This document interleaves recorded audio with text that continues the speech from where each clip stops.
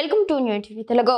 తీర ప్రాంత భద్రత, పర్యావరణ పరిరక్షణ విషయంలో మడ అడవులు ఎంత కీలకమో AP deputy CM Pawan Kalyan మరోసారి స్పష్టంగా తెలియజేశారు. సముద్రపు అలలు, తుఫాన్లు, ప్రకృతి వైపరీత్యాల నుంచి తీరాన్ని కాపాడే సహజ రక్షణ కవచం మడ అడవులేనని ఆయన పేర్కొన్నారు. పాత మడ అడవులను కాపాడడం, కొత్తగా మడ అడవులను పెంచడం రాష్ట్ర ప్రభుత్వ ప్రధాన లక్ష్యమని వెల్లడించారు.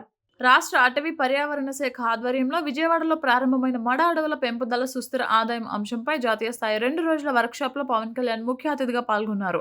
ఈ సందర్భంగా ఆయన మాట్లాడుతూ 1052 కిలోమీటర్ల పొడవైన ఆంధ్రప్రదేశ్ తీర ప్రాంతానికి మడ అడవులు రక్షణ గోడ లాంటివని అన్నారు. గోదావరి, కృష్ణ డెల్టా ప్రాంతాల్లో తుఫాన్ల ప్రభావం ఎక్కువగా ఉండడంతో అక్కడ మడ అడవుల విస్తరణ అత్యంత అవసరమని స్పష్టం చేశారు. ఉన్న మడ అడవులను సంరక్షించడమే కాకుండా కొత్తగా వాటిని అభివృద్ధి చేయడంపై ప్రభుత్వం ప్రత్యేక దృష్టి పెట్టిందన్నారు. 2025లోనే రాష్ట్ర తీర ప్రాంతంలో 700 హెక్టార్లలో మడ అడవుల అభివృద్ధి పనులు చేపట్టామని తెలిపారు. తీర ప్రాంతంలో 3 దశల గ్రీన్ బెల్ట్ అభివృద్ధి ప్రణాళిక అమలులో ఉందని, దీని ద్వారా ప్రకృతి వైపరీత్యాల నష్టాన్ని గణనీయంగా తగ్గించవచ్చని చెప్పారు. మడ అడవులు కేవలం పర్యావరణ రక్షణకే పరిమితం కాకూడదని, తీర ప్రాంత ప్రజలకు సుస్థిర ఆదాయ మార్గాలుగా కూడా మారాలని పవన్ కళ్యాణ్ పేర్కొన్నారు. అందుకే eco tourism, skill development, marketing ద్వారా ఉపాధి అవకాశాలు పెంచుతున్నామని తెలిపారు. అటవీ నర్సరీల ద్వారా గిరిజనులు, స్థానికులకు ఆదాయం పెంచే దిశగా చర్యలు తీసుకుంటున్నామని చెప్పారు.